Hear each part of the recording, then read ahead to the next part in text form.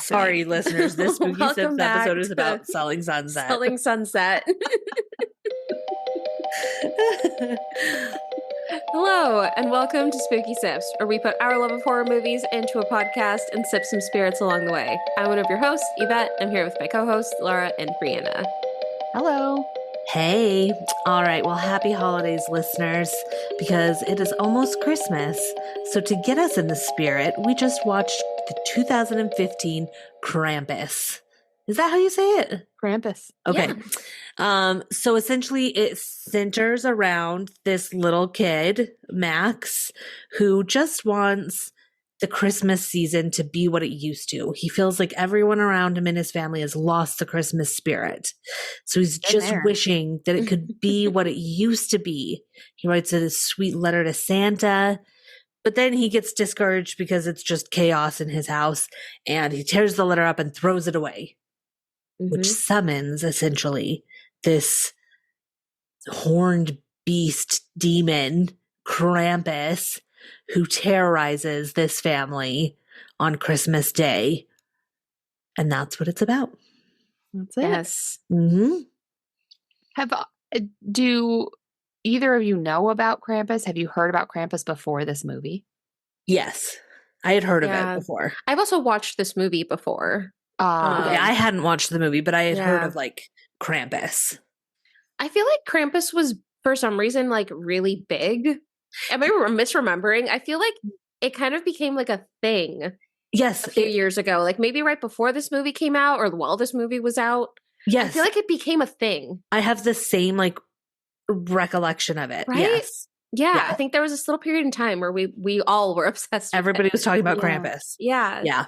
Yeah, because I remember I had never heard of Krampus. And then when I worked at a place in Rochester, there was a coworker who I think I mentioned this when we were deciding this movie, who was like super into Krampus. And I had never heard of it before. And I think this was probably back in, I don't know, 2011. Maybe. Okay. And that was the first I had ever heard of Krampus. And then I feel like, a few years later, it blew up and everybody knew about Krampus. So, I bet you've watched before. Yes, I did watch it. I did not watch it in theater. I remember watching it at home. So I probably watched it like a year or two after it came out. So probably like 6-7 years ago. So it'd been a while. Yeah. It honestly been long enough that I remembered like a few pieces here and there. But I did remember the ending, which unfortunately I think kind of tainted my rewatching of it. Yeah. You know, because I did remember, like while watching it, I was like, whoa, wait, that's right. Right.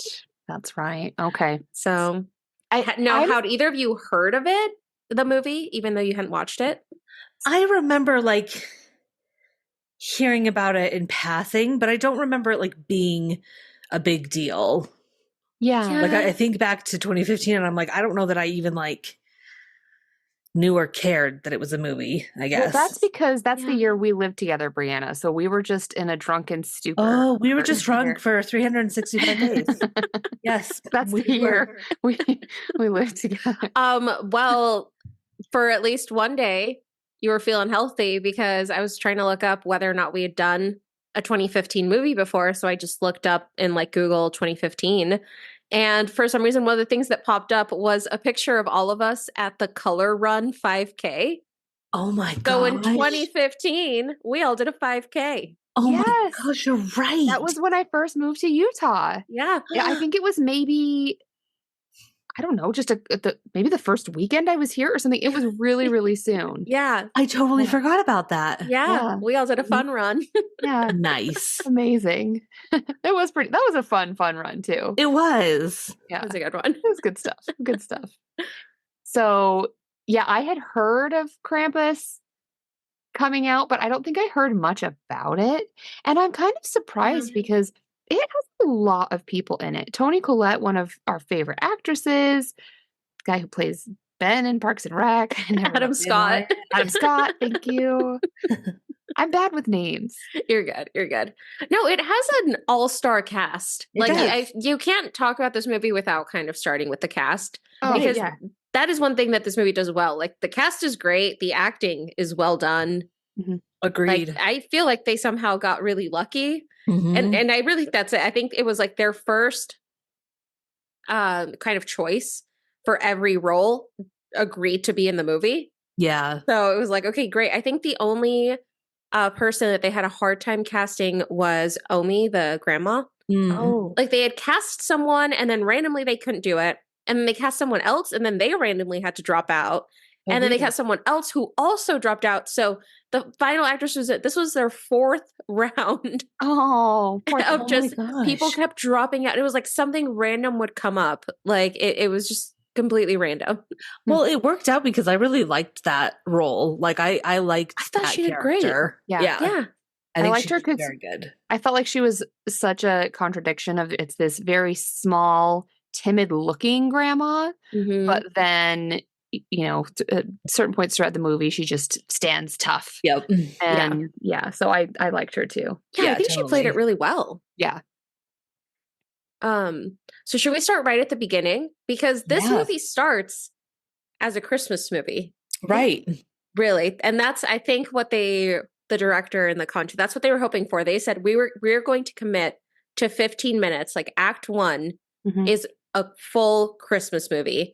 No Okay. fantasy, no horror, just start like any other Christmas movie. Mhm.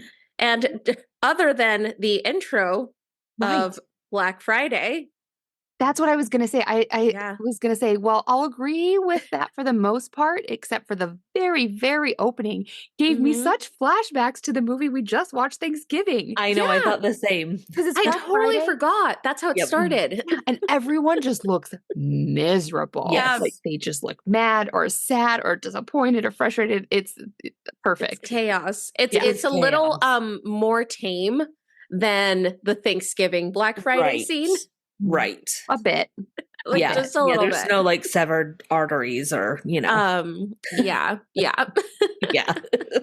But a solid start, They're Mhm. like, here's Christmas. This is what Christmas has kind of become, so let's show it. Yep. Set the scene. Mhm. Yeah, I think it did that perfectly. Mhm. And then it becomes very Christmassy, and Max, the main kid, who all he wants to do is watch like Charlie Brown, and He's so cute.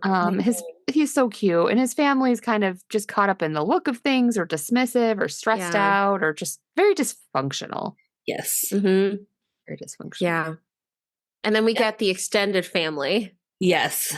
show coming into town for Christmas. Mhm. And I could feel the stress. I was like, I know that this is just them trying to do a Christmas movie, but like I feel stressed just watching this. Yeah, same. Mhm. Mhm. And just very, very different, very clashing lifestyles of the families. Mhm. So Max's family is all, prim and proper, at least the mom, and Yeah, like their house looks like Oh, it could yeah. be in the neighborhood from Home Alone. yeah. Like, it's a Absolutely. nice home, and yeah. Mhm. Like Yeah. clearly they have some money, and then the aunt and cousins, they show up, and the best way I think to describe them, to give people a visual for how these people are, is to explain what they describe as the best meal instead of it being this fancy Thanksgiving meal. And this meal has a very close place in my heart. Their idea of a good meal is mac and cheese with cut up hot dogs in it. Yeah. Which is what I make my husband whenever I'm trying to be romantic, because that was the first meal I ever made for him when we very first moved in together. Oh, that's amazing. I Well, didn't know actually, no, it that. wasn't when we first moved in together. It was when we first moved into kind of a nicer apartment. Mm, I made mhm. him mac and cheese with cut up hot dogs, and we went and we ate it in the courtyard. And we're convinced now it's a romantic meal. It's so But it's not. romantic. As someone that from their childhood hated both hot dogs and mac and cheese, it disgusts me. Like when we were growing up, when we would make mac and cheese, like my parents would set aside the noodles before it got cheesed for me because I hated like the mac and cheese. That's wild. I understand the hot dogs. Hot dogs kind of Right. gross me out. But I love mac hot and dogs. cheese. I know. Now, I know I've slept on Wow. that and have, righted my wrongs, but Yeah. Yep. I love hot dogs. It's so funny because I am not much of a meat eater at all. Mm-hmm. And there have been many phases throughout my life where I just completely give up meat. And the one thing I miss is hot dogs. That's so funny. They're just delicious. They're so good. I stand by it. Santa hot dog. Anyway, so sorry. I totally derailed us again. No, yeah. So, I mean, You're good. it kind of plays out like the tension. You can feel it. Mhm. Tension is palpable. And Max has written this letter to Santa where he's like saying what he wants for Christmas, and his two cousins are like giving him a hard time. They're like bullying him, and they get the letter and then they read it out loud, and it's just sad and uncomfortable because all he wants is for his family to like be okay and get along and love each other, like, Yeah. and it's just a very sad scene. So he ends up tearing the letter up and then just kind of releasing it into the world. And before he tears it up, he does the worst job of putting a folded letter into an envelope I have ever seen in my life. It's like, what is wrong with this kid? Just fold the paper and put it in the envelope. It was like it couldn't fit. And I was like, you're making this way harder. He did it in a strange, I He noticed was the same thing. upset. Did that bother anyone else? I was like, what is wrong with you? He was just upset. That's all. Anyway, thank goodness he ripped it up because that was driving me nuts. Oh my gosh. But the letter was so cute. I loved Yes. Max. This whole intro, I was like, they got me. Poor Yeah. Max. He just wants his family to get along. And then I wrote down our first death. Yeah, because he tears it up, and then we Tears it kind up. of get a zoom out of the house, and you see this dark storm coming. Very ominous. Yeah, Right. super ominous. And then the next day they wake up, and it is just like a layer of like 4 feet of snow. And just blizzardy, windy That is conditions. just dumped. Yeah. And very spooky looking snowmen Yes. have been built out. I think first he sees one. He sees one very creepy. I loved the snowmen. I know they didn't even show them that much, but I know. I loved them. I know. They were a very good use of props, I guess. Yeah. Like they're very creepy and very cool. Yeah, like taking, just a classic snowy thing. And then they did it in a way where it was just creepy enough. Yes. I actually feel like they did that with all of the things that we'll soon talk about, all of the toys and stuff, where they found a way to make it so creepy. Yes. Yeah. Typical fun things, they just made it look absolutely demonic. Yeah. Yeah. So they did good with that. Yeah, definitely. So we get Beth, who, upon seeing the storm, wants to go find her boyfriend because he hasn't texted back. Yep. Which to her is strange. She's like, this is weird. And he only lives a couple blocks away. Yeah. Right. So she's like, I'll be fine. Be back in an hour. So they're like, yeah, that's fine. Which, like, fair. The storm kind of just started. A couple, Right. The house is close by. It's like, okay, we'll let her go. It's a little spooky because the power has gone out, I think. That's right. So there's a little bit of just uncertainty with what's going on. And then I think we as an audience have seen too, correct me if I'm wrong, but I actually believe at this point we already saw that, did the DHL driver die? The delivery person? Yes. Yes. Yeah. So we've He seen that did. there has been a death. Mm-hmm. So I think he's our first death. Yeah. I think he is. I totally forgot about him. And I forgot when they showed him, but they did. They absolutely flashed to him. Yes. But then, yeah, we see her going out in the storm. And that's when we get to see our monster, right? Beth is we see him on the roof, right? Yeah. Beth is just walking. And I feel like it was like, the scene changes, it gets quiet, cold, like clearly something's wrong. And then she sees Krampus on the roof. Yeah. And it's just this giant being. With these Is hopping horns. off. Yeah. It just runs along the rooftops of houses. He's just jumping across the roofs of the houses. Mm-hmm. And so she's just like, she books it. She just runs. She sees the DHL truck I think, and Yep. hides under it.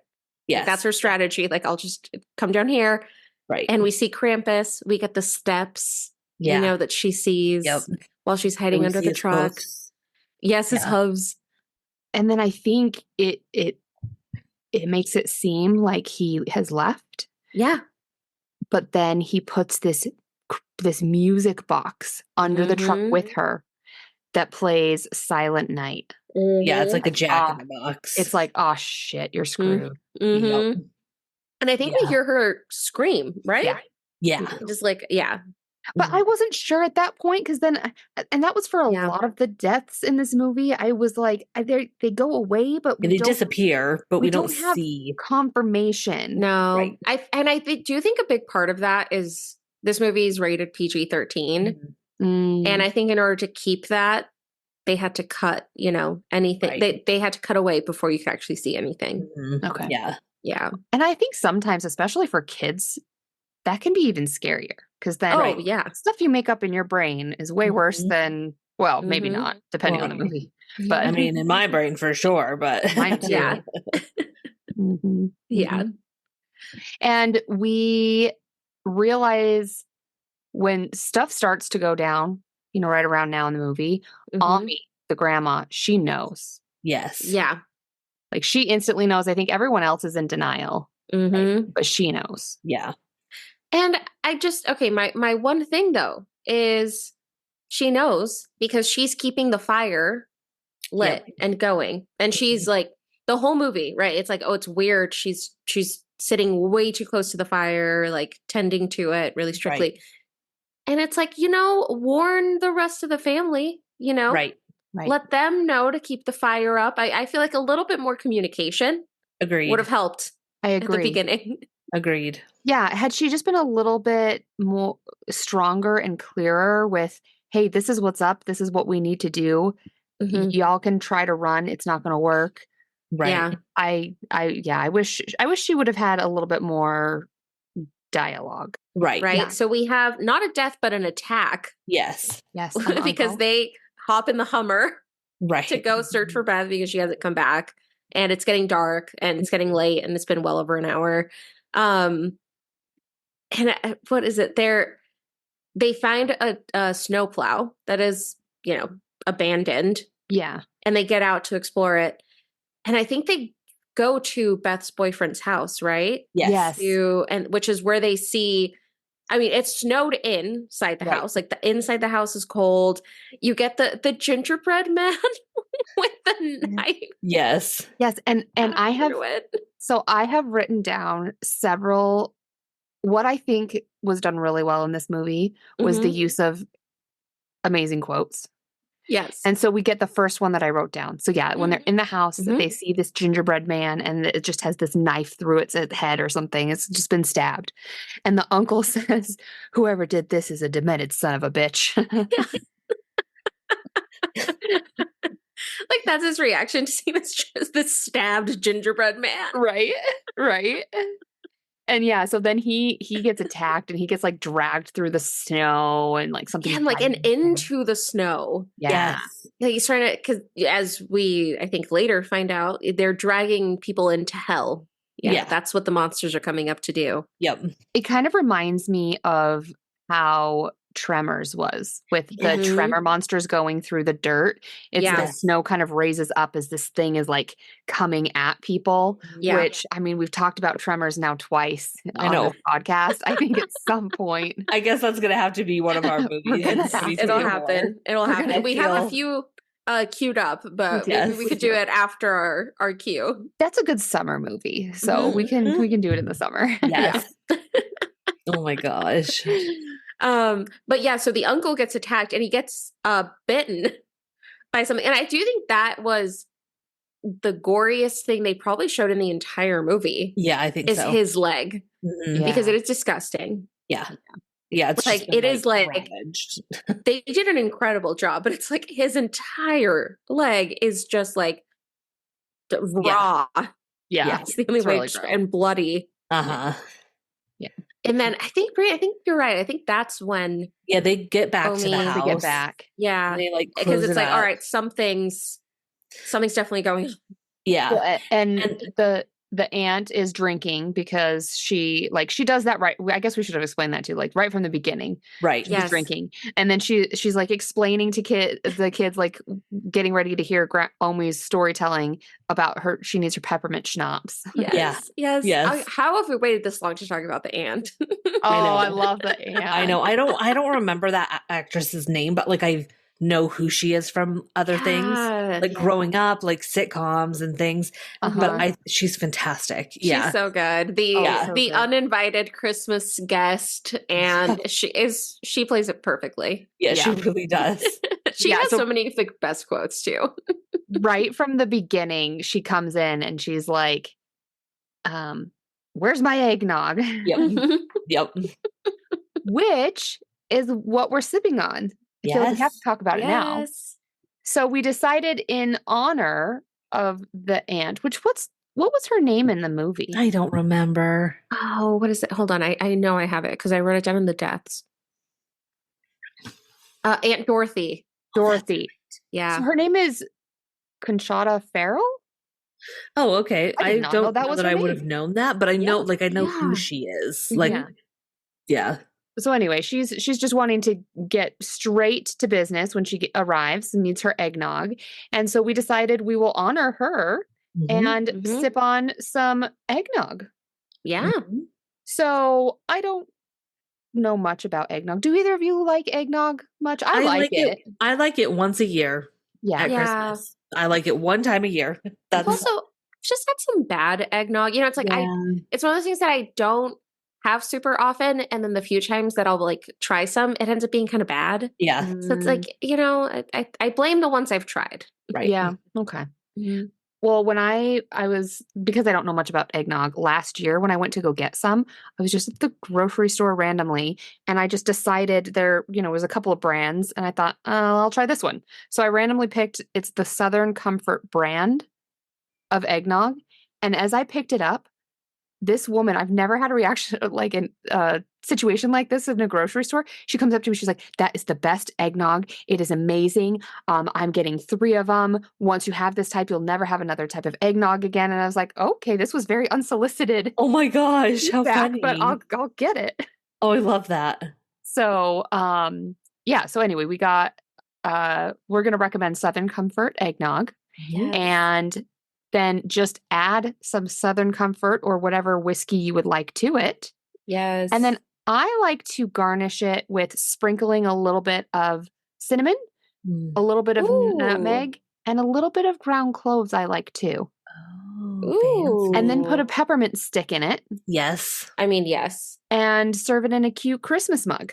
Love it. So festive. Perfect.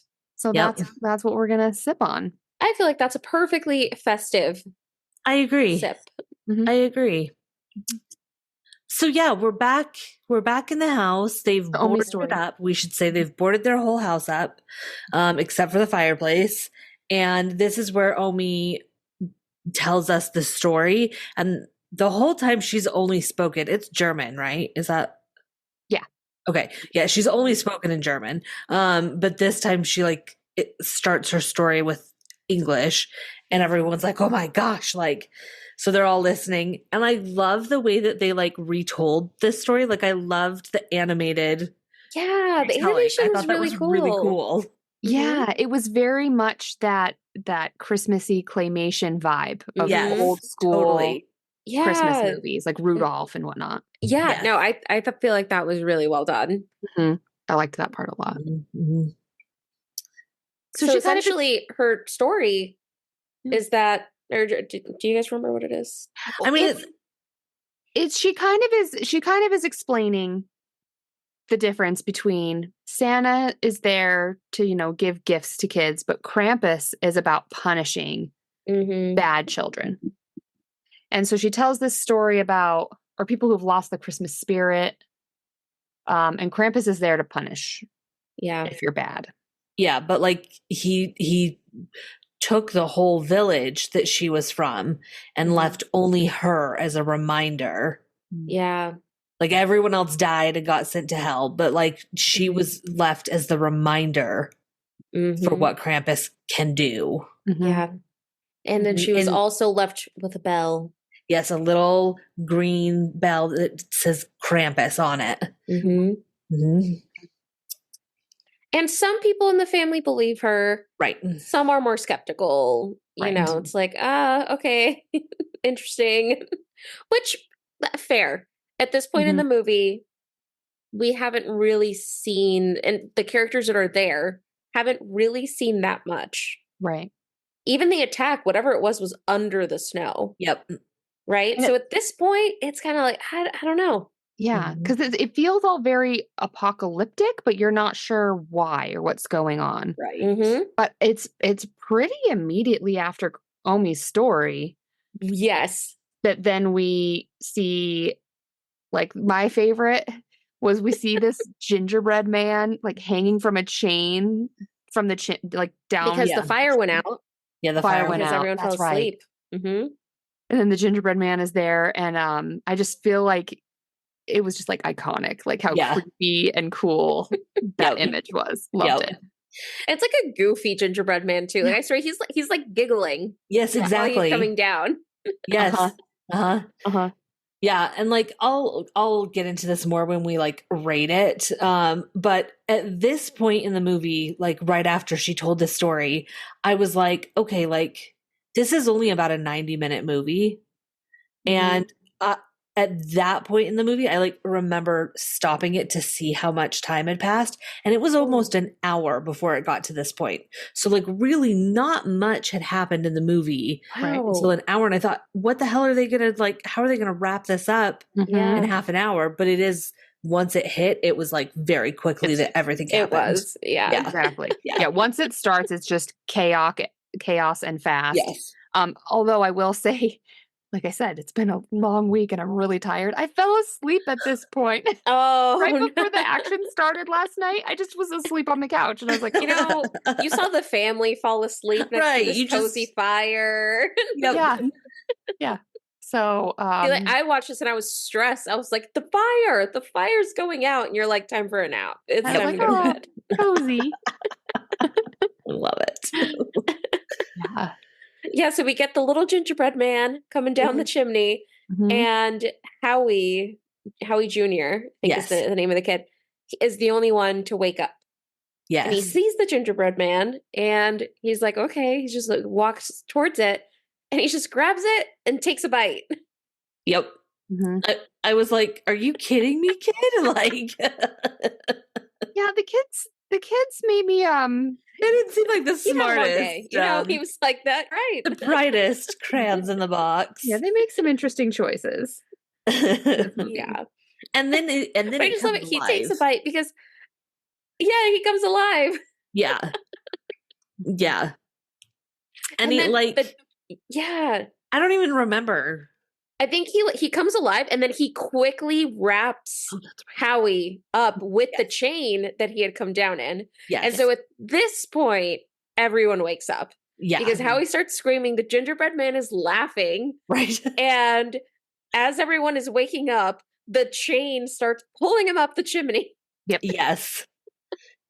And then the mom, not his mom, his aunt, Toni Collette's character, like is able to get to him before he goes up and is like grabs his feet and is trying to like pull him back down. And then everyone grabs her, and it's just they're all like chaotically trying to like pull him back down from the chimney. Yeah. And as they're doing that, Toni Collette's character, she sees the gingerbread man. Right. Like the gingerbread man is still there laughing. Yeah, and like alive. Yeah. Like, so fully at this point it's like, like the cat's out of the bag. Right. People that there's something happening. And I guess it's important that we also clarify this gingerbread man we're talking about is the size of a gingerbread cookie. Yeah. It's just not like a little guy.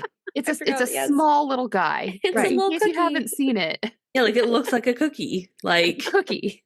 Yeah. So eventually they're just not able to get him down. I mean, you know, he's tied up with a bunch of chains and everyone's kind of like latched on at this point. And I kind of forget what happens, but she ends up letting go. Yeah. Because it's just impossible. And so I think this is the next death. I think we Right. can assume that he's died. Yes. Yeah, I again wrote a question mark next to him because I Yeah. wasn't sure. Yeah, I think like we can roll those into one. Like yeah, you don't they're see the deaths in this movie, really. they're Right. gone from the storyline for right now. Mhm. Like, yeah. Yeah. And then I feel like there's just so much attacking happening There's so much. simultaneously. Yes. Maybe we should just like talk about what was your favorite attack. So the family just starts to get attacked by various things. By toys come alive and like lots of things are happening. So yeah. what was your favorite one?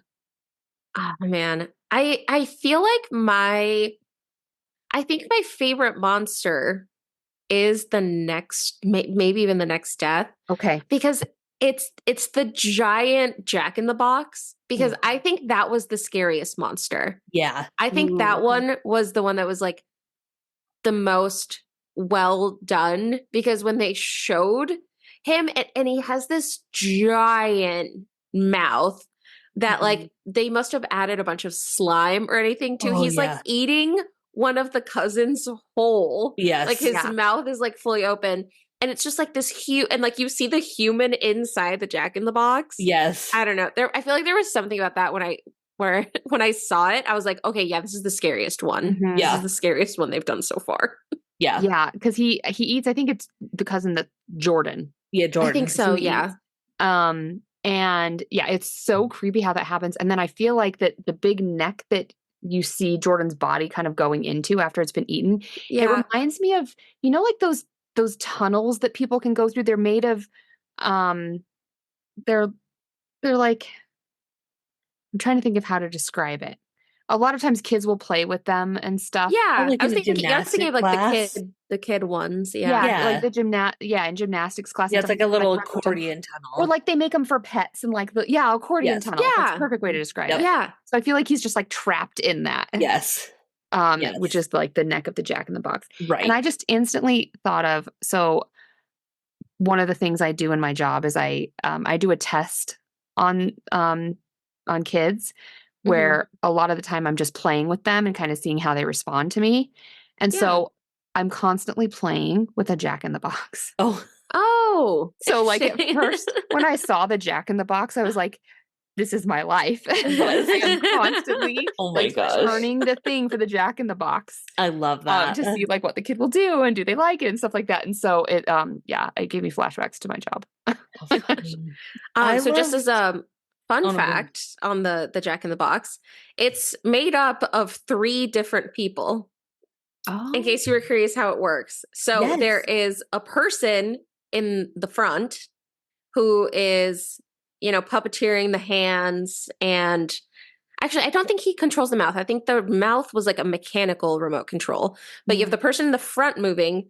You have a person in the middle who does, I think she's like kind of like an acrobatic kind of person. I loved in the DVD extras, she was like, my job was to body throb, was just to throb in the middle. What a thing to put on your resume. The body throbber. Yeah. How do you explain that? Like, I love what that. was your last acting job? Well, I throbbed inside a Jack-in-the-Box. Yeah. Do you have any special talents? Yes. Oh my gosh. And then one person was at the tail. And they described it as just a nonstop ab workout, and I can't even imagine, because they're like, the tail is like, you want it like flailing, like you know you want it to like sway. So I have no idea how she was in there, but I believe that it was just ab workout the entire time. Cool. I would not have known that. Yeah, no, the monsters in this movie, I will say, were very well done. I liked the one owl one. It like looked like the an cherub. Owl. Yes, whatever that was. I thought. I called it an owl too. I was like, owl creepy doll. Yeah, whatever it was, but I love that one. The reveal, like when it opens its wings up when they first see it, is so good. Yep, it's so good. I think the little owl chirp thing would be my favorite too, but since you said that, I'll say my second favorite outside of that. They were cheesy, but I really liked the little army of gingerbread men, because they just like they just came at you, and they're like, they just look so cute, but they're just, little killers. Terror. Yeah. So I liked them. They were so cute. Some info about the gingerbread men. So most of the other monsters were just like practical, like formed out of clay or like animatronics and stuff, but the gingerbread men were digital. Okay. They thought about doing stop motion, but I think it just didn't work. I think they tried it and it didn't really make sense. So they are completely digital, and randomly they are voiced by, one of them was voiced by Justin Roiland, who's the co-creator of Rick and Morty. Oh. And another one is voiced by Seth Green. What? Like, Oh just my for gosh. funsies. Yeah. They were the funny. voices behind the gingerbread men. That's so random. That's right? amazing. I love it. Oh. So yeah, like the family gets attacked, and at this point, like, you know, we're just going through them. Like, let's just think Wait, of, yeah, like, what were who your survived. favorites? I think I mentioned my favorite was the Jack in the Box. Yeah. What were your favorite deaths? I loved, like, when the favorite death. sisters were fighting him off, and I can't even remember if they both died or if they just got attacked, but I liked that fight, like, where they were in the attic together and, like, kind of fighting it together. Mm-hmm. I like Yeah. how they both took, they both had several times of where they would just shout out, "For God's sake, shoot it!" Yes. Yes. Yes.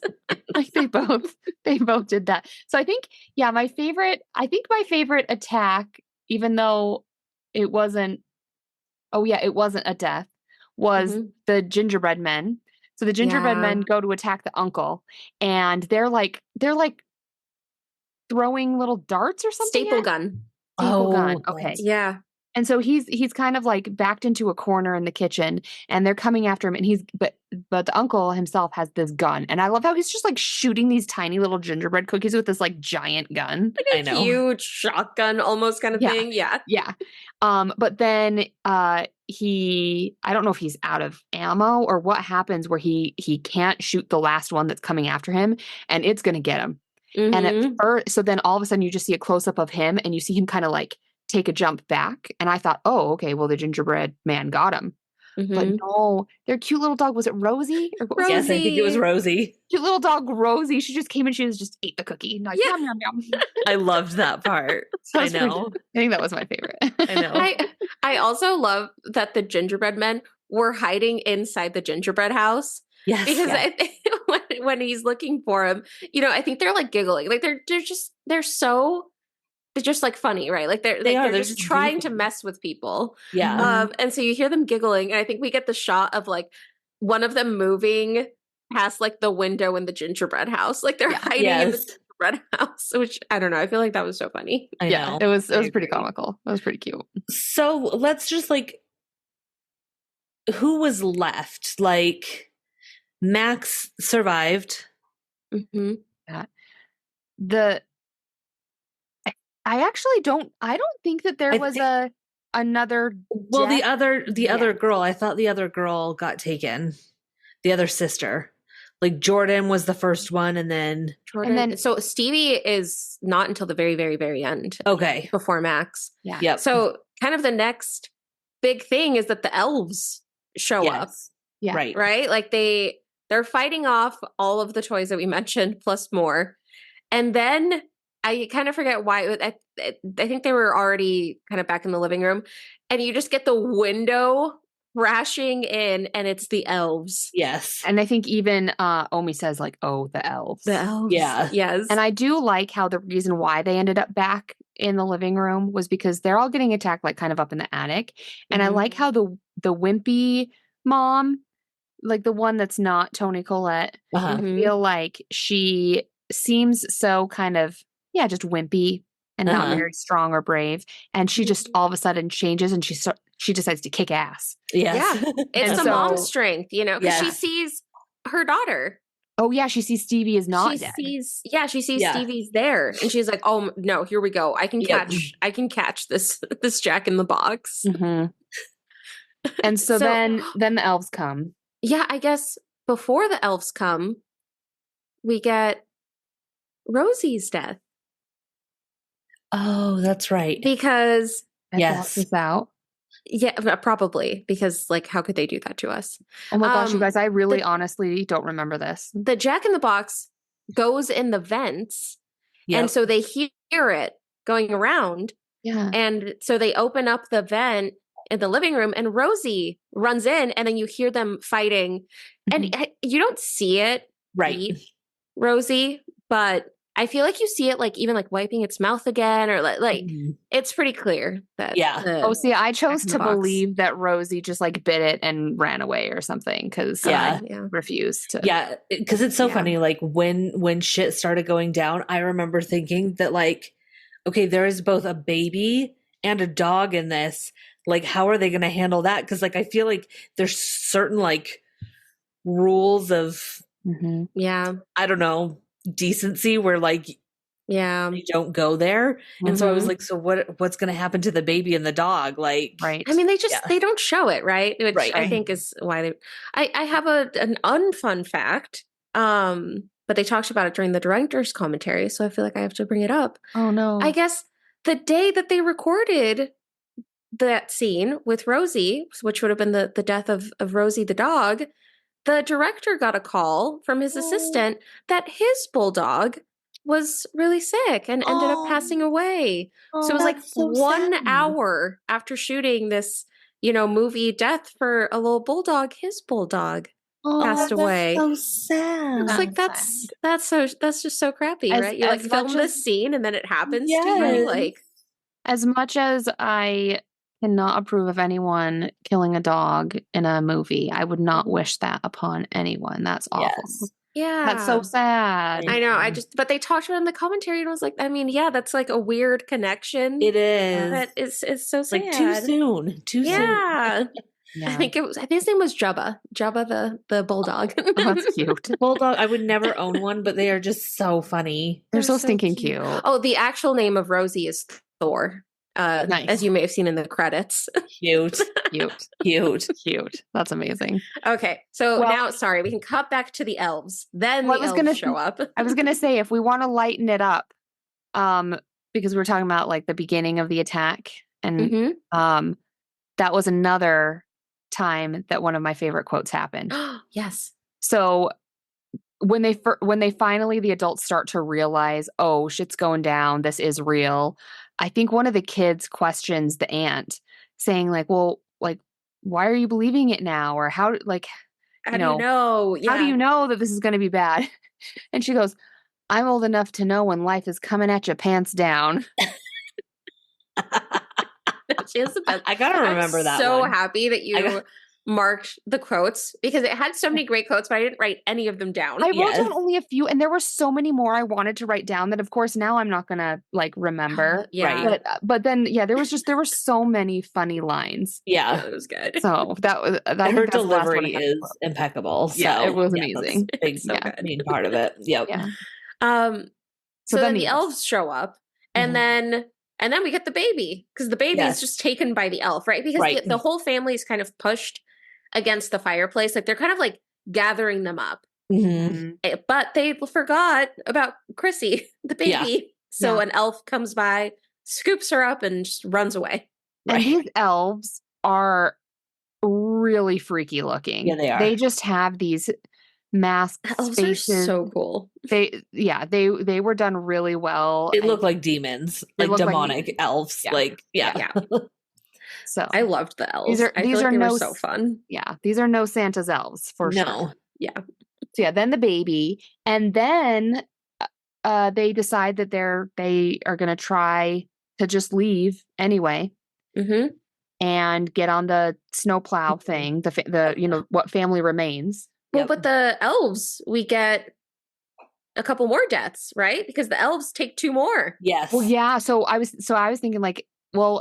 You can correct me if I'm wrong, but I was thinking then the family decides to go, but then Omi stays back.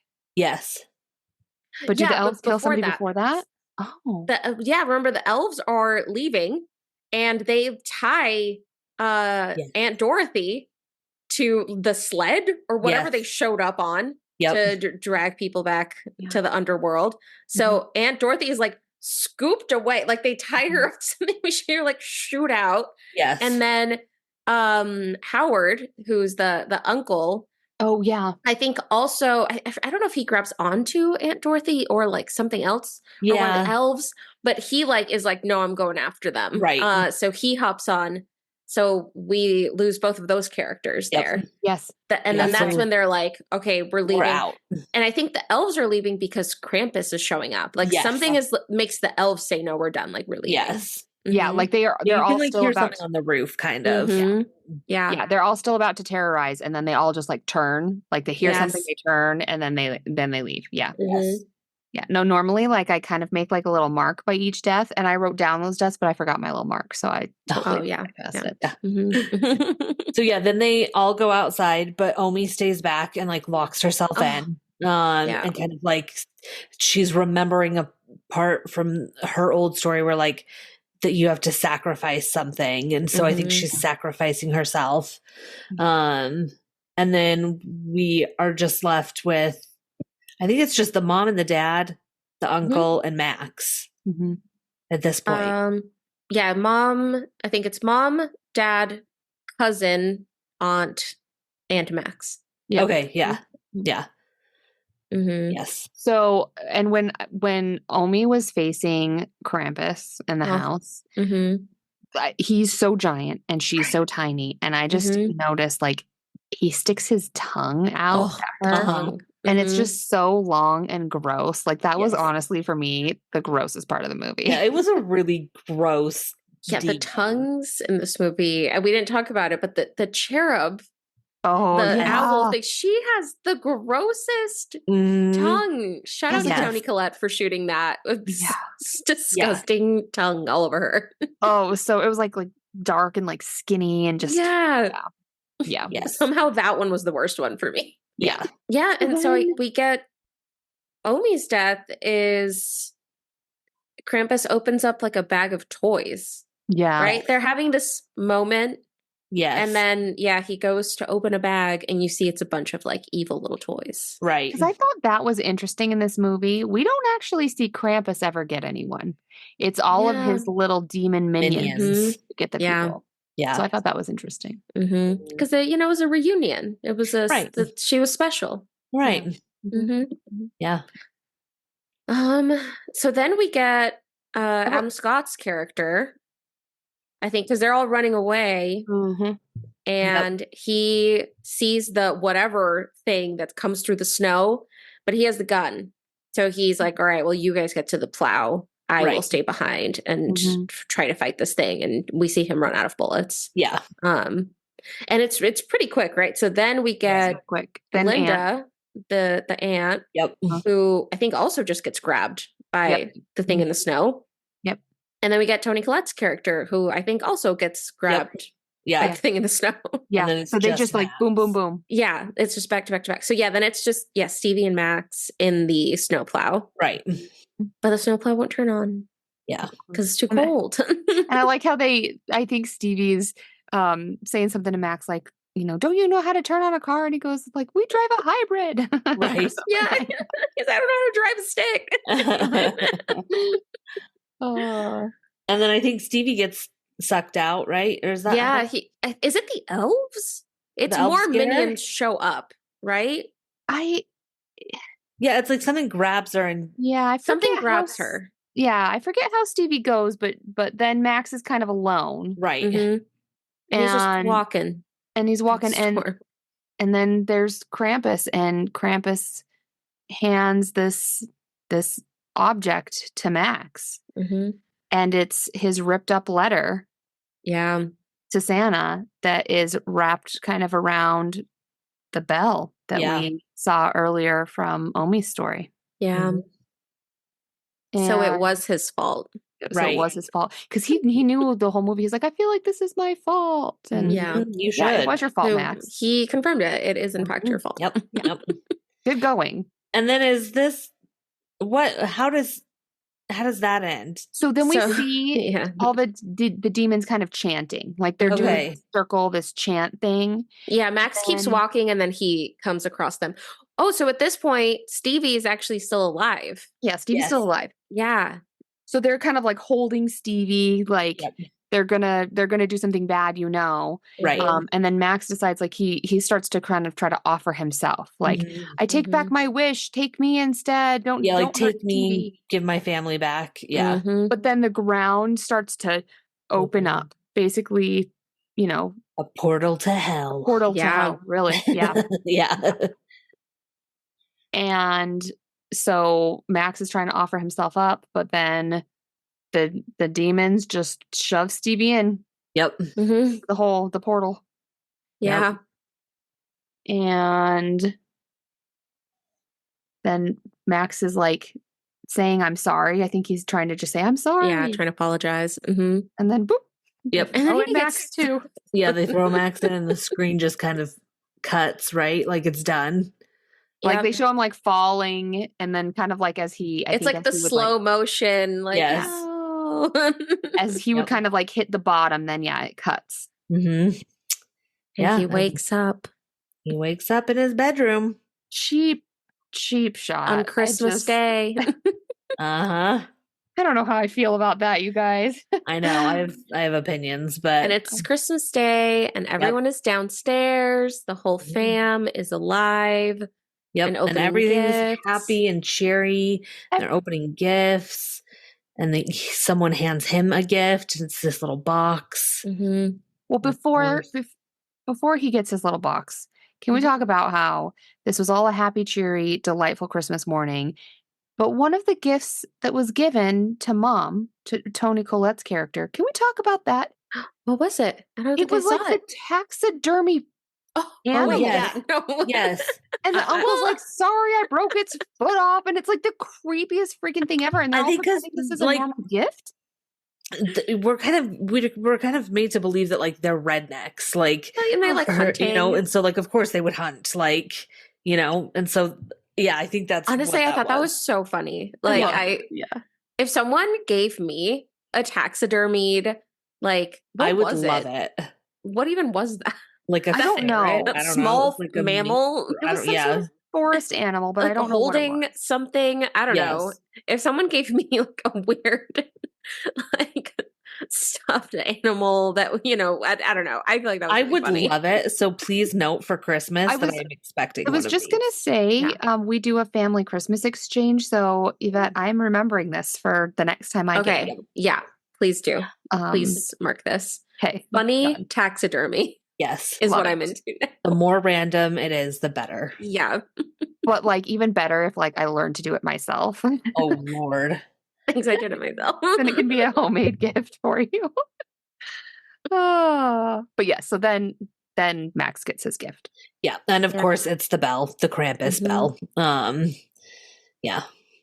And then it's like the whole family kind of reacts and we get like the sounds of everything that we had seen in the movie, right? Like maybe it's coming back. Right. And then we get the zoom out of the house and then zoom out even more. And we realize the house is inside of a snow globe. Yes. In what we can only assume is Krampus's workshop. Yes. With a lot of other little snow globes and houses. I did like that scene. That was a cool. I feel like that was pretty fun. Me too. Yeah.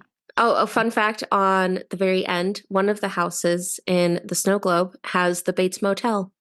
I think it's cool. like at the very end. I think it's like in that kind of like last room that they show in like the middle. Yeah. Once they pointed it out in the director's commentary, I was like, oh, I see it. Because it's a motel. So it looks a little different from the houses. Yeah. Oh, how fun.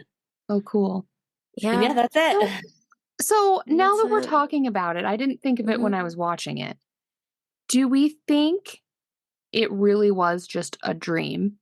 Or do we think it really happened and now they all belong to Krampus and they're living in the snow globe and Krampus just then made them think it was a dream, but is now going to continually torture them with the memories of that it's not a dream? That's what I hope for. That's a darker ending that I like better.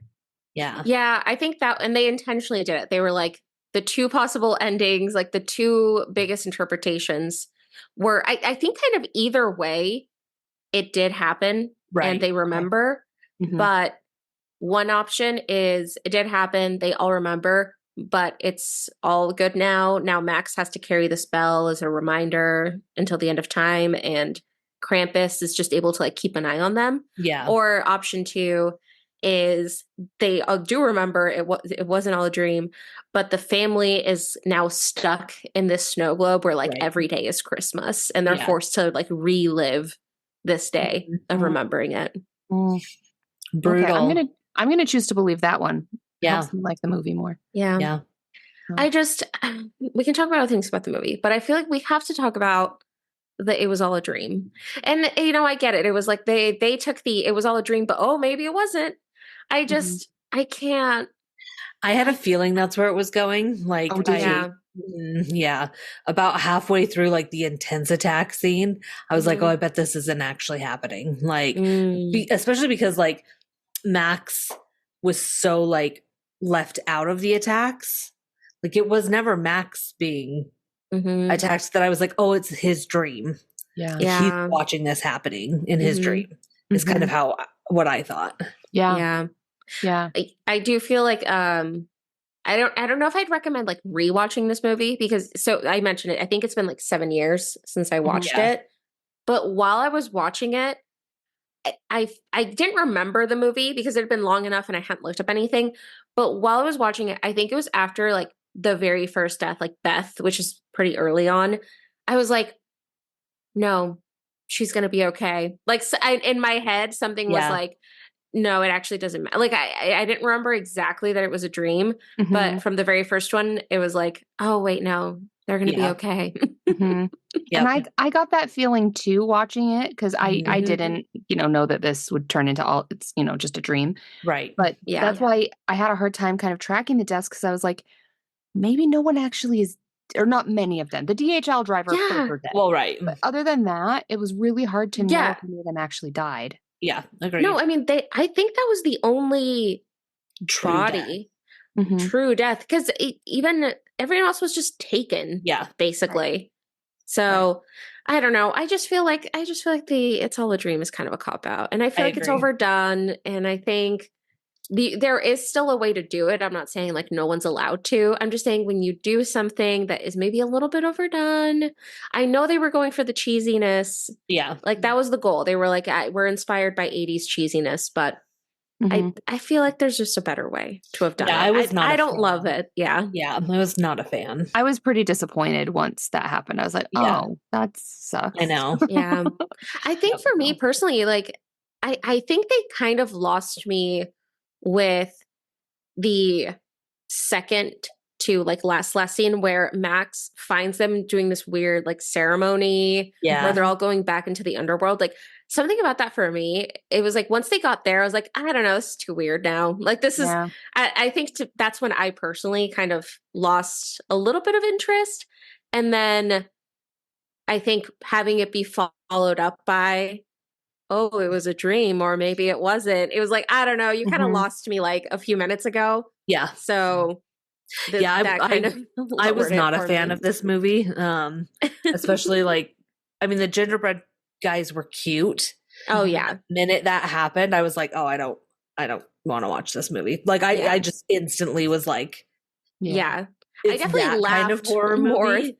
Like I was like, oh, it's that type of horror movie, which I'm not a fan of. Like that just dumb comedy. Like that's not. See, but don't you feel my favorite thing? Don't you feel like it's a lot like the the movie that I really hated? The movie that you really hated with the what? Pilgrim? No. The one. Wait, which one was it? The one with like the pumpkin head. Trick or Treat? Trick or Treat. Oh. Don't you feel like that's kind of the style that Trick or Treat was, though? Same director. Oh. Oh my God. Yeah. It's exact same director. And actually, he wanted it to be that these existed in the same universe. So there's a few little sprinklings of Trick or Treat in this movie. I felt so much, and you both know how much I really didn't like Trick or Treat. Right. And I felt like so much of this movie reminded me, although I do feel like this movie, there were so many scenes that were so good. And there were so many parts of the acting, like the lines, the visual effects were so good. And so I even wrote down, I said, these are amazing scenes, but I just don't care. Yeah. Like there was something that was just missing. Yeah, It was missing something. Yeah, it was. It really. Yeah. And I think also like part of it was that it was just trying to be too many different things. Whereas like Trick or Treat was what it was.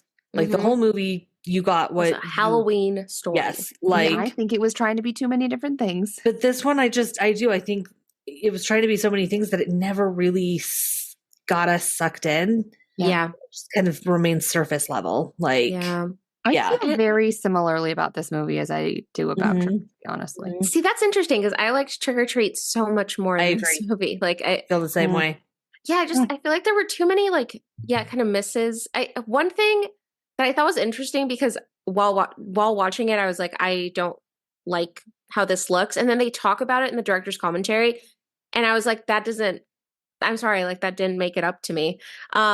Was in that last scene again with that weird kind of ceremony opening into the underworld, where we see Krampus's face. Oh, it was bad. And it looks so bad. And he said, oh, it's because that's not Krampus's face. Like everyone, like all of the characters are wearing a mask.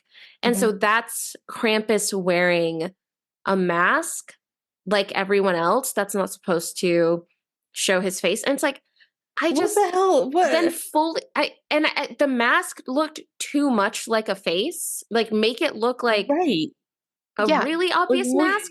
Or the monsters, I feel like were so well done in this movie. I do think that's one thing that I will absolutely compliment them on. Like that they were really cool. Agreed. The designs were fun. They were new. They were interesting.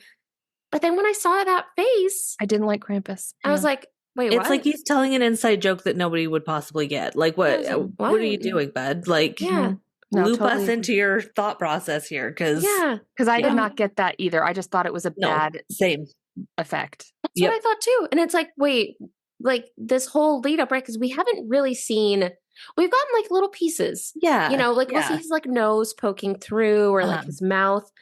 And it's like, this felt like the reveal of Krampus's face. And it was so disappointing.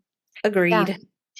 Yeah, I think it was probably hidden in the shadows the whole movie because of how bad it was. I just feel like that was a bad call. I think it took away from honestly how good of a job they did designing everything to say, oh, well, it's because you can't see Krampus's face actually. He's wearing a mask. It's like, well, then at least make it a different mask. Right, exactly. Yeah. So I disagree. Yep. I agree with your disagreement. It doesn't make it up to me. Same. Well, Laura, real quick. So did you catch any of the references to Trick or Treat? I mean, I felt in the movie. I felt like the gingerbread men reminded me of Trick or Treat, but I don't think that they were in there. But kind of like the way they were running and attacking the guy, like it felt very much the way that the old man at the end of Trick or Treat was being attacked and kind of how he was like in that corner in the kitchen or whatever. So I don't think I caught any specific ones. Okay. Yeah. Cause I think I do think the biggest, and now if you guys are going to have to like fact check me because I watch all the DVD bonus things. And so I watched all the extended scenes. So I'm pretty sure the scene was cut, but it's where Max is sharing his Halloween candy. Was that in the movie? No. Okay. That the most obvious one was that one, and it ended up getting cut. He is trying to just like be nice to his cousins. And so he brings his leftover Halloween candy. And when he opens the Halloween candy box, there's the Trick or Treat lollipop with like the pumpkin with the thing cut out and the chocolate bars from the Trick or Treat movie. So like that was the most obvious reference that did get cut. I think one other one was at the very, very beginning. I think they're just showing like Season's Greetings at some point on the TV. And if you guys remember from Trick or Treat, the cartoon that Trick or Treat is based off of is called Season's Greetings. Oh, okay. So he threw in little sprinkles in there because it was like he wanted it to be in the same universe. Okay. I definitely picked up on it without that vibe. Right. I can't believe you caught. Yeah, I can't believe you. I didn't know until I was doing the research and I realized it was the same guy. Yeah. And then obviously in the commentary, he mentioned Trick or Treat a lot. Oh, funny. Yeah. So is now a good time to get into some psych? Let's I'm do a little ready. psych. Okay, so I've mentioned that this has been a long week and I have not had a lot of time. So this might be a little bit psych light, Mm-hmm. but it is an area that I am very much familiar with because it is my job every single day. Mm-hmm. Yeah. Mm-hmm. But we should first give our disclaimer. Yes. Like, no, I was thinking of something cute. That didn't work. I'll cut that out. But, and just Insert Just- something cute. insert something cute. And just remember, folks, she's not a real doctor, and these are not real people. No, Krampus is not These real. are not real gingerbread men. These are not real gingerbread men and women. So they might not be real, but maybe Santa's real. Yes. Maybe Krampus is real.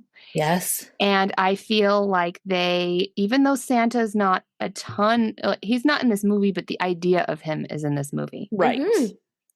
And I feel that Santa and Krampus are very opposite ends of the spectrum and just very much reminded me about the basics of human behavior and learning. Oh, okay. Okay. So back to the basics. We're going to the basics. So really kind of what forms all behavior and learning and, kind of decisions for people. There's a way to think about it. Santa uses rewards and reinforcement, Mhm. and Krampus uses punishment.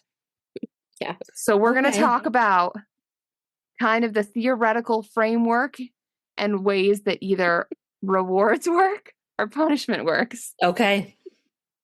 So if the two of you had to pick, if you're trying to shape someone's behavior, because that's what both Krampus and Santa are doing, right? They're trying to That's change true. the behavior of kids. Mhm. So do you think reward or punishment works better? I'll speak for like personally in terms of like what works for me. Mhm. For me, reward works better. I feel like when I'm trying to do something, like, I've been trying to get into like running, and I feel like if I miss a day and I get like mad at myself, like it's like, oh, like, yeah, I can't believe I did that. I feel like that doesn't help me. Like that doesn't actually change behavior for me personally. Mhm. So for me, reward is better. I am on the exact opposite of that. Okay. Mhm. I have a lot of self-flagellation in my life, but I think that like a lot of times I end up rewarding myself like for fear of not getting it done in time or doing it correctly. Like Mhm. it's more fear-based, which is Mhm. not healthy. That's why I see my therapist every single day. Yes. But Dr. Richard Nygaard. Dr. Richard Nygaard 5 times a day. Parks and Rec Oh. reference. We are not actually saying Brianna's therapist's name. Yes, that is not my actual therapist's name. I hope she's listening to this. What were we talking about? Oh, I'm so yeah. sorry. But I Either think- so I was a nanny for like 10 years of my life. And I Yeah. worked with, several different families and lots of little ones, different ages. I think that it cannot just be one or the other, right? It's ultimately like about a balance. But I think a lot of like true steadfast will continue change comes from reward better. Like, change that actually sticks with them. Yeah. I think reward works better than punishment. I think punishment maybe like in the quick moment might be, but it's not like significant steady change or improvement. Yeah. I have, let's see, when did I first start? I have 10 years, no, more than 10 years of experience studying this at and doing it in practice professionally and at a master's level. And that's exactly what I wrote in my summary. Well, there you go. We're done, ladies and gentlemen. Thank you. And No, good night. so essentially, yeah, there is all of this research, and we'll get into a little bit more of it. But one of the benefits of reinforcement or reward is that is better for stable long-term behavior change. Mhm. One of the benefits of punishment is that it does work quickly, but it doesn't really last. It doesn't make lasting change. Yep. So it all kind of relates to, I'm going to get a little dorky, so you can like cut some of the psychobabble out. Okay, You can all right. skip ahead if you don't It's want to funny, hear like it. this. Normally, I do a little bit of research, but this one, it's like I live and breathe this every single day of my life. Yeah. So it's called the ABCs of behavior. It's the antecedent, behavior, consequence. So something happens before, and then a behavior happens, and then a consequence happens. And so the consequence is going to either lead to the behavior happening again or the behavior not happening again. So that's where you get to the reinforcement versus punishment. So reinforcement increases a behavior. So there can be positive reinforcement or negative reinforcement. And this is the thing that people that are not psychologists, it trips them up. It even trips up psychologists. It's hard to think about what is positive reinforcement and negative reinforcement versus positive punishment and negative punishment, because it's not what you think. Mm-hmm. So no matter what, reinforcement always leads to an increase of behavior. Mm. So let's talk about increasing the having Christmas spirit or being a good kid, like in this movie. Mm-hmm. So let's take Santa's approach. We're going to reinforce and reward. So if you are going to do a positive reinforcement, you're going to add something. That's what makes it positive, because you're adding something. So you add something after a kid does something good, like follows the rules. Yeah. So a kid follows the parents' rules. The kid then gets a present from Santa. The kid is then more likely to follow the rules in the future. Makes sense? Yeah. Whereas negative reinforcement is that you remove something undesirable to increase the kid's behavior. Because again, reinforcement always is increasing behavior. So the example for this situation would be the kid follows the parents' rules, so the parents remove their nagging of the kid. Because the kid doesn't like the nagging, so if the kid follows the rules, they get rid of that nagging. Right. Mm-hmm. So if you contrast that to punishment, so you now take Krampus's approach. So punishment decreases a behavior. So like decreases the lack of spirit, or like decreases you being a bad kid is what I think Krampus's goal is. Santa wants to increase you being good. Krampus wants to decrease you being bad. So punishment can also be positive or negative. If it's positive punishment, again, the whole point of punishment is to decrease the behavior. So you add something to decrease the problem behavior. So in Krampus's situation, if the kid is being bad, you add terror and violence, and then they stop being bad. Perfect. Okay. Versus negative punishment is when you remove something to decrease their behavior. So again, in Krampus's situation, if the kids have no Christmas spirit or are being bad, you remove their presents and or family. I see. Them into the void. So where is getting a lump of coal in this? So getting a lump of coal, I would call that positive punishment. It's all in kind of how you take the perspective. Okay. So the getting the coal is punishing because it's kind of giving you something you don't want. So it's positive punishment to try to decrease you being bad. But you could also kind of take the opposite approach where if you're not getting an actual gift, that's more like negative punishment. Yeah, it's kind of like it's a little bit of each almost. Yeah, interesting. Yeah.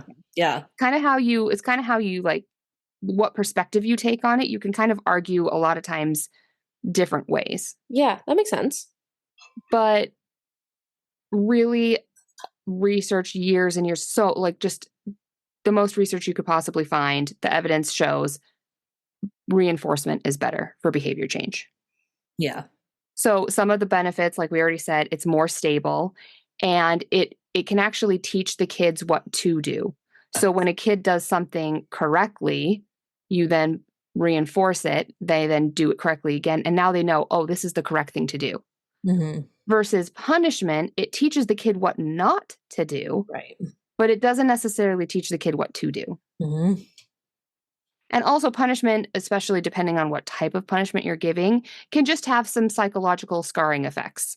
It can go wrong really quickly. It can lead to resentment, and it has fast results, but yeah, it doesn't teach the kid what to do. Yeah. And so some critiques of reinforcement approach is that it kind of has this circular definition. So it's like you can't really test that the reinforcement causes the behavior. You can show that it's correlated, but it's kind of an assumption that the kid is being good so that they'll get a present. It's a little hard to prove, especially scientifically. Yeah. But there is a ton of evidence. So in summary, Santa takes the evidence-based approach. Good job, Santa. Whereas Krampus does not. Yeah, Krampus. I love this. And also the other problem with Krampus is that it might, and punishment in general, is it might temporarily stop that behavior like we talked about, but it also doesn't address the reason the behavior happened in the first place. Because all behavior is a communication. Yeah. Everything you do is a way to kind of communicate something. And so if you're being a bad kid, it's to get some sort of a need met.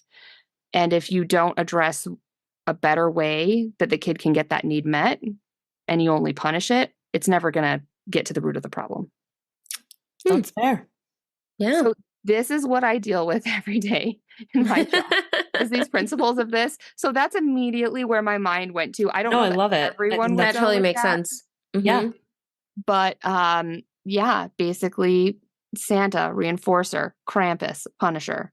Yeah, I love and it. Psych. Well done, Santa. That's all I got today. Mic drop. Well done, Santa. I knew I liked that guy. Yeah.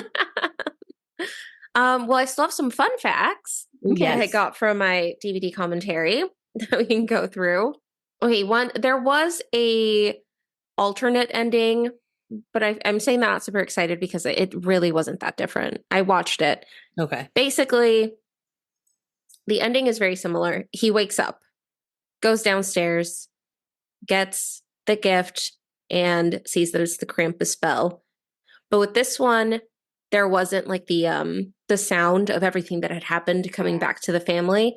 It was just that Max sees the bell, turns to look at Grandma, and she kind of gives like a nod, like a wink, kind of, like, oh, I know what happened. And then it zoomed out through the window, but we just saw the house, not the snow globes. So, but that one, I feel like it was very much so they were going for like the happy ending. Okay. Everything is fine. Right. So I didn't love the ending they went with, but that one would have been worse. Yeah, it would have been. I agree. I prefer my horror movies to end in horror. Yeah. Really do. At least a little bit. Okay, so for the inspiration, I think we've kind of talked about it. Honestly, I think they just really liked the idea of Krampus. I feel like there was just this era where we all loved the idea of Krampus. And so they wanted to make a movie. And for the director, he really wanted to kind of go back to movies like Gremlins and Poltergeist. Oh, yeah. Like that kind of 80s style, which honestly, I feel like with the monsters and stuff, I feel like they did a pretty good job. Yeah, I agree. Yeah. So that was kind of the inspiration. And I feel like that does kind of make sense with maybe why this movie wasn't very scary. If they were going for something like Poltergeist, Gremlins, which I don't know, were those PG-13 or those PG? I feel like those were pretty one. Like they were pretty. Yeah. I mean, like, I think it's a lot kid-friendly. different. Like when you have a horror movie that's centered around an actual child. Like I feel like it's just not going to be as like gruesome or horrific because it's a child. Like Speaking of which, filming this movie was kind of difficult because when you have a bunch of child actors and a baby and a dog, pets also are limited in how much time they can spend just recording. They were really limited in the time that they could shoot with the kids, which is hard in a movie like this where it feels like every scene has like 15 characters in it. Yes. Like there really weren't that many like intimate No. scenes where it was like two characters talking, you know. Mhm. So that was definitely an added challenge. I think they made a joke about how it's like everyone says never work with, you know, babies and pets, and they're like, and we just did all of it. Yep.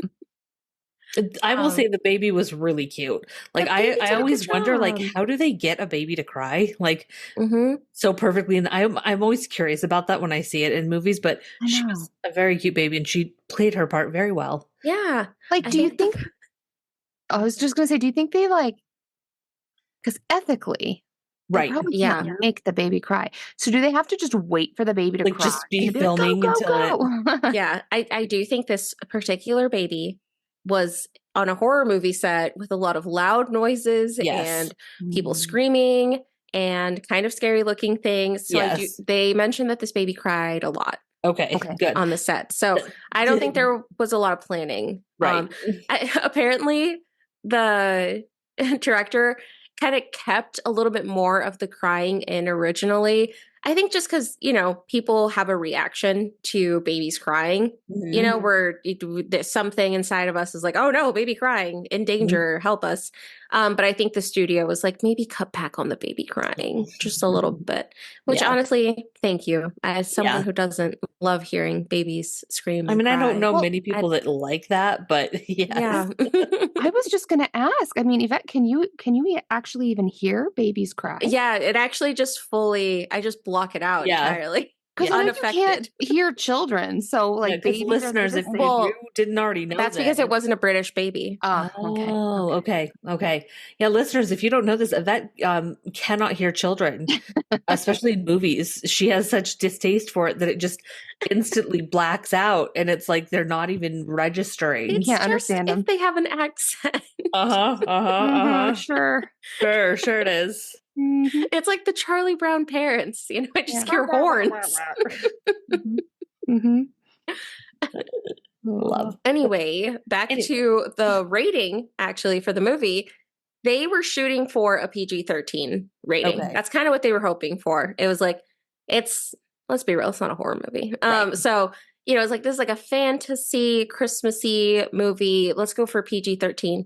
And one of the scenes that they flagged as kind of potentially making it R was when Aunt Dorothy is teaching them to make the spiked hot chocolate, and she lets one of the kids sneak a Drink it. sip. They flagged that as something, you know, because you're showing minors drinking as a potential to push it to R, which I Wow. think is just so funny, where they're like, nothing else was an issue. Like a child fully getting swallowed by a jack-o'-lantern. That's like, No problem. that's fine. A kid having like a tiny sip of spiked hot chocolate, rated R. Yeah. I love Rated that. R. Like the Hollywood priorities blow my mind too. Because Yeah. yeah, like you're saying, Oh, the most funny. horrific things can happen, but don't Right. show a boob. Like Right. Like God Don't forbid show a a body needle is on part the screen. that you know a significant amount of the population has. Like Right. Yeah. stupid. Yeah, no, it's wild. So for the kind of like creation of the movie, so they knew they wanted Krampus. The original idea was a Krampus movie, you know, let's see what that'll look like. And I think the first draft was a more typical horror movie. So it was going to be more of like a town where people start missing, disappearing, and then you kind of realize that, oh, it's Krampus that's causing this. So it's going to be more like horror. And then I kind of forget if he was one of the writers. I'm like forgetting his name. He was on the DVD commentary. So he's one of the three who did it. He doesn't like horror movies. He was honest about it. He was like, Okay. I'm not a horror fan. And while they were making this, he was like, I would not watch this movie. I think it's not Christmassy enough. And that was kind of a turning point for them of, okay, let's keep this as a Christmas movie, like a Christmas spirit movie. Yeah. And that's when they kind of switched to the idea of focusing on a family. Okay. And it kind of formed from there. I think that was the right call. Like, Yeah. I like that it's just this family that You you're don't want like a generic right. horror movie. Right. You know, like that. I feel like that makes sense. And if I watched this as a kid, it would have scared me. Yeah. The visuals of it are quite scary. Yeah. So So the movie was shot in New Zealand. I don't know if that was obvious at all. I don't think there was anything Not to that me, it like wasn't. clearly looked odd. But the entire thing was shot in New Zealand. The Everything for the house and the neighborhood was shot on a sound stage, but one scene was shot on location, and that was the very, very, very beginning, which is the Black Friday scene. They shot that in a hardware store in New Zealand to try to make it look like a big box store. And I totally got that at the beginning. I feel like there was one shot where I was like, wait, are they in a Home Depot? I swear Yes, there was like I a thought the same thing. hardware lot, like Yeah, I thought they were in a Home Depot. yeah. Like, Home So- Depot has Black Friday too. yeah. mhm. I mean, why not? They were trying to make it look like a big box store, but it was ultimately something kind of like a Home Depot, but in New Okay. Zealand. And I just thought that was funny because I totally saw it during the intro. I was like, Oh my is this a gosh. Black Friday at Home Depot? Do you think they have Home Depots in New Zealand? I wonder. I wonder. know. I don't know. So they shot it there. And I guess one thing that they had a really hard time with is they just could not find diverse actors. Like they wanted, they were like, this one scene, let's try to get some like real diversity in there. And I mean, it's New Zealand, it's an island you're kind of limited on the cast and crew available to you. So they did try to get diversity in this first scene. And I think they had some diversity in it, but I guess it was like shockingly difficult. Like they had to like really make an effort to try to get some diversity in this very beginning scene, which I just thought was interesting. You never think of that kind of thing, like right behind the scenes of a movie. Yeah. And then even earlier, since the inspiration for this movie was so many 80s movies, I guess they asked if they could use the 80s Universal Studios logo as the intro to the movie, instead of like the modern day one, but they said no. Oh, that's disappointing. That would have been cool. Rude. No. But if they let them do it, then they're going to have to let everyone do it. Yeah, so it's like, it's made today, use the current logo. I get why they asked. I think it would have been fun. Right. Okay, so we did talk a little bit about the monsters, and I think we talked about most of them, but we haven't talked about Krampus and his suit and how they created it, because I feel like it was actually really interesting. So the actor who played Krampus was inside of this costume. He was like a short-ish guy. I think he said he's like 5'8". And so he stood on like these almost stilt kind of thing. It looked like he was wearing like really high heels, where it had like the hooves as like the platform, and then it had like a thin rod in the back. Yeah. So it kind of looked like he was just wearing like really tall heels. But then the eyes, he couldn't see outside. And so the mole on his face in the front is a camera, and the camera goes to a little screen inside the head.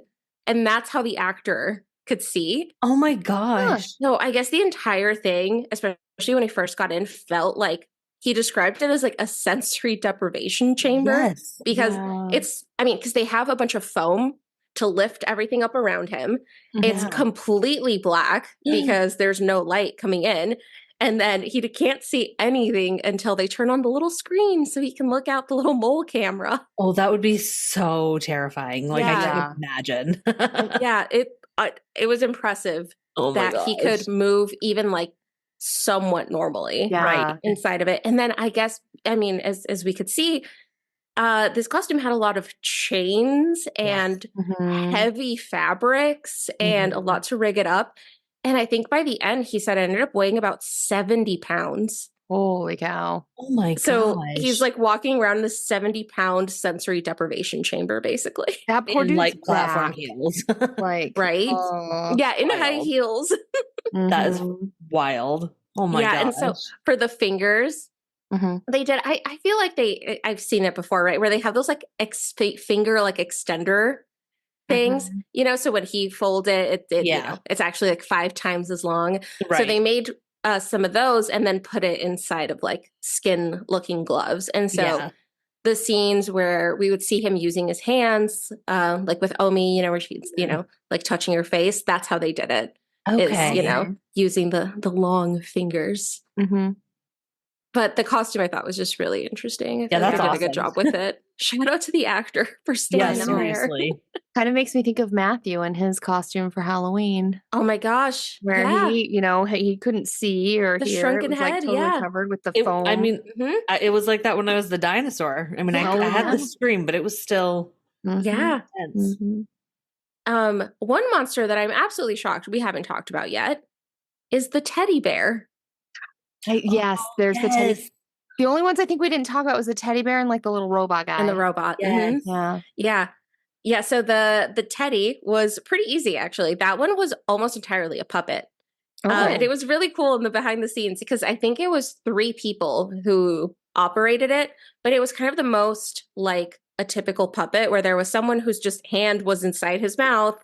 Yeah. And then the people with like the little kind of like sticks connected to all of the extremities to Mhm. move him around.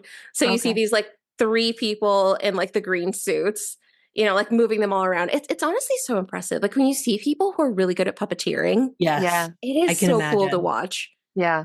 Yeah. That is So cool. yeah, the little teddy bear was just a little puppet that they I can used. imagine. I did like the teddy bear, and I liked how when the teddy bear first got stabbed through the eye by the one mom, Mhm. it was like green goo. Yeah, It was Yes. like green it was goo. like emerald green though. It was Yes. very cool. Yeah, Even when he got slimy. shot, like blasted, shot in the head, like his Yeah. brains were like that green goo again. That was pretty cool. Yeah. yeah, that was good. liked that. The bear was good. I don't know how we haven't talked about him yet. I know. Because he was a fun one. Yeah.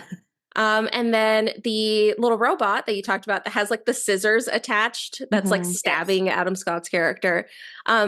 He was just 3D printed, and then they Oh. had some like little mechanical stuff to control Okay. him. So pretty simple, but I don't know. I feel like something about the monsters was Yeah. really well done in this movie. Yeah. I agree. They were. They were. For the stunts, we talked about the elves, but I don't know if we talked about how they got in the house, which is that they smashed Yes. through the window. And honestly, even watching the behind the scenes version of them doing it looked so scary. Like the window was made of breakaway glass, but Okay. they basically had them like grab onto like a rope and they would just swing in. Wing them? Oh my Yeah, they were gosh. just swinging into the window. That So sounds obviously fun. it was safe. It was breakaway glass. They had a bunch of cushions on both ends. But like even while they were doing it, I think they end up going over, I think it's like the snowman or something, but it's like their butt basically scraped the snowman. Like Oh there my was gosh. a pretty tight, Clearance. tight clearance through it. Yeah. Wow. But I wanna do it. that's how they did that. Cool. And then also getting the people pulled out of the house, Mhm. Aunt Dorothy and Uncle Howard, their characters, they basically tied them to like a crane, and by them I mean they're stunt doubles. Right. They essentially tied them up, and then they had like a crank that was hooked up to like a ratchet, so they would actually like pull them Reel out. them in like fish. Reel them out. They definitely look like they just got yanked out like that. It was Oh my cool. gosh. Yeah. That's so cool. So I mentioned that it was other than the Black Friday scene was shot entirely on a soundstage. So they used kind of like little camera tricks to show the neighborhood because a lot of things were done to like a certain scale. So like the houses were actually about 1/3 scale. So like 1/3 the size of normal houses. And some of the cars were 1/10 scale, but they would just use basically depth to mess Yeah. with it, if you have the actor close, but the house is far, like, so they just played around with the focal depth in order to make it look real. But the entire thing was on like a little sound stage. Oh my gosh. That'd be And cool. I feel like see. actually, I think it worked pretty well. Like yeah. the scale looked right to me. Nothing was like obvious that it wasn't correct. No, Yeah. like sometimes you can tell when it's like, oh, this was like a model that they're Right. No, using. I would have thought it was real An actual houses. street. Yeah. Yeah. And then for the snow, including that kind of section that I feel like we see them go through a couple times, that like kind of like knee deep snow. Yeah. They used like this absorbent rubber kind of stuff. They described it as the stuff that they make diapers out of, essentially. Okay. And I guess it was really difficult to walk in, to the point where if you wore shoes, your shoes would just immediately come off. Like you couldn't wear them while inside. So while they're filming all of that, they're all barefoot Oh my because they couldn't gosh. wear shoes getting through this like little section. So what they did is, everything is fake snow. And then that section that we see the actors go through is deeper with that, like more of that fake rubbery diaper stuff for them to walk through. Sounds fun. Right, so that sounds awful. Yeah. Let's see. I think is that okay. One other one. I'm forgetting the actor who plays the uncle. Like he's been in so much stuff. Yes. I'm forgetting his name. No, and I feel like I thought this of all three of them: the aunt, the uncle, and the other aunt. Like I know them. His I name don't know their is names. David Koechner. Oh, yeah. Koechner. Peckner, I think. It's maybe? Koechner. Koechner? Something like that. Yes. Because it's like they seem very familiar. Yeah. Because he was in The Office. Yes, he was. He played the asshole dude in The Office. Yeah. Yes. Okay. So I guess he and Adam Scott, they would just ad lib like the entire time on set. And so I did watch like the outtake scenes, and like, yeah, it's like they just like keep building off of each other. It honestly looked so fun. Like I do think they kept some of their scenes in because like they would just keep going. Like they would just kind of like keep throwing stuff out, and like they would both like play off of each other. And I feel like since they had so many scenes together, they kind of just like let them go, like see what they would come up with. Which I feel like that's just fun when they let the actors kind of just go with it. Totally. Yeah. Oh, totally. You can kind of tell, I feel like some of the stuff Adam Scott says, it seems more like comedy. Yeah. And yeah, I don't know if that played a part from him playing off of that other actor, but just all these times like, you got to be kidding me and stuff like that. I don't know. It felt more funny. Yeah. I think it makes it more natural too. More natural, like maybe it's just because obviously they're both like good actors. Like I think they just knew kind of how to play off of it. Okay, the last fun fact I have is that we have a lot of Christmas songs in this movie, as expected. And it was very hard for them to get the rights because they don't like giving the rights to Christmas songs to horror movies because they don't want them associated with a horror movie. I can see that. It kind of makes sense. And so they basically made the argument of this is more of a fantasy Christmas movie than a horror movie. Okay. Which is why they ultimately did get the rights to a lot of Christmas songs. I feel like at the credits, I was like, oh no, they used a lot of different ones in here. Yeah, they did. And I liked that was interesting. Speaking of the songs, I like the last song that they were saying like, oh, it was Krampus words to a typical Christmas song. Oh, wait, yes. Yeah. Wait, I'm totally forgetting it. I am too. I even wrote it down with like little musical notes because I was like, there's no way I'll forget what song it was. And musical notes. Yeah, just so I remember that. Like, remember it was to this music. Yeah. I just wrote like Christopher Krampus. But I don't know. Anyway, it was cool because they were like basically singing about Krampus to a Christmas. A song that we're used to hearing about just normal. Right. Christmas. Yeah. But yeah, that was interesting that, they don't like giving the, I mean, it makes sense, I guess, if, it's like, oh no, these songs should be like happy, cheer. Yeah, that's fair. But I've definitely heard Christmas songs in horror movies. Yeah. Yeah. Huh. So that's all of my fun facts. Well, those are good. Well, I decided to do the This Time in History tonight for us. Yes. So 2015 was a pretty quiet year. Other than us doing our 5K. Oh, right. Yes. Yes. I mean, that was noteworthy. Kind of a big thing. I mean, we're big deals. So the most important, I should say, thing is we had the premiere of Schitt's Creek. 2015 was our Schitt's Creek awakening. Wow, 2015. I know. I had to double check that one because it didn't feel right, but it is. I didn't watch that show until like COVID times. Yep, same. And it came into my life at the perfect moment because it's such a great show and is so uplifting and moving and funny and yes. So that surprises me. It was 2015. Right? Yeah. Some of the noteworthy movies that came out, 50 Shades of Grey was 2015. That was our first. That was 2015. Our first one. Wow. Inside Out, which was, the cute, like animated Disney Oh, yeah. about feelings. Mhm. Jurassic World.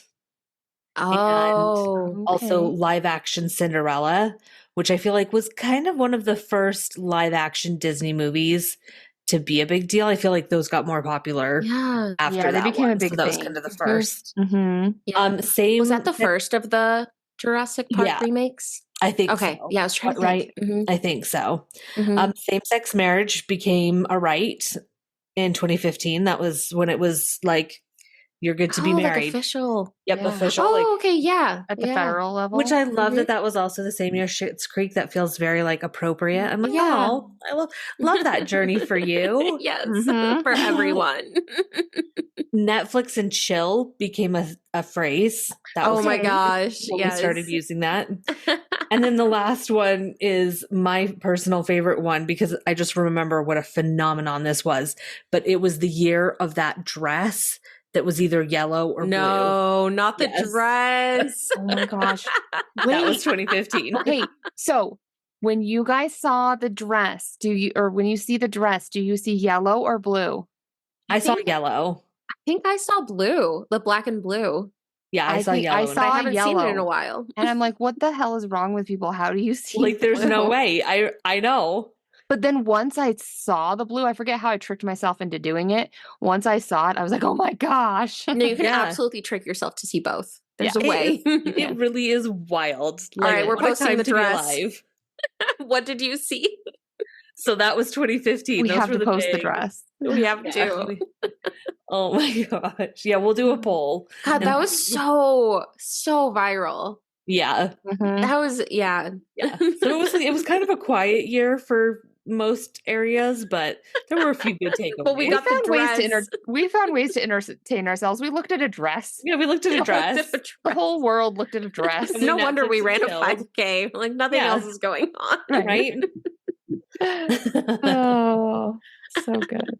That's amazing. All right. So going back to Krampus, here on Spooky Sips, we don't give stars, we give sips. So I will be interested to hear, what do you two, how many sips do you give this movie? Honestly, this one is kind of difficult because there is so much going positive. Uh-huh. The cast was really good. The acting was great. The monsters, I legitimately really enjoyed. There Mhm. was so much about it that was so positive. But I feel like it was just missing something. I Like feel it the was exact like same. a big something. Yes. Which Mhm. is I think for me, honestly, it's the fact that this is really more of a fantasy comedy, Right. not really a horror movie. It's like it's trying to be a slight horror movie, but it's not quite there. Mhm. So I think because it has so much positive in it, I can't give it like a 1. I think I'm going to give it a 2. Okay. 2 out of 5 sips. Mm-hmm. So that's my rating as well. I thought about this one because I was like, Mhm. it's not a bad movie, but I didn't enjoy watching it. Like I was very distracted. I was very Mhm. like, oh my God, there's still 45 minutes left. Like, I don't know. I just, Mhm. I wanted to love it because it had all the ingredients, Yeah. but it just fell flat for me. So yeah, 2 out of 5. Yeah. Mhm. I mean, I echo everything that you ladies said, and I originally thought, well, I'm somewhere between a 1 and a 2.5 Yeah. because for the good elements, like I want to give it that 2.5 because Mhm. I so appreciated so much of it. But yeah, I mean, first of all, my first try at watching the movie, fell asleep. Yeah. It's not And a great then, sign. which, doesn't mean it's a bad movie. I fall asleep to everything. Mhm. But also, I was watching it at like 7 p.m. So Yeah. Yeah. still fell asleep. Yeah. So I think I'm gonna give it. I'm gonna go for a 2 as well. Okay. Yeah, Yeah. let's be Solid. unanimous too. Yeah. Mhm. I think for me, it was a 2.5 until the end. Yeah. The Yeah. end, Agreed. it was like I really hated that sheep shot end. Like Yeah. did not like it. Didn't like it. That's one. Sorry, I unplugged everything. Technical difficulties. But yeah, at the end, I couldn't go with the 2.5. I was like, Yeah. I feel like I've given better movies a 2.5. Mhm. I agree. Same. And agree. I wouldn't watch this again. No.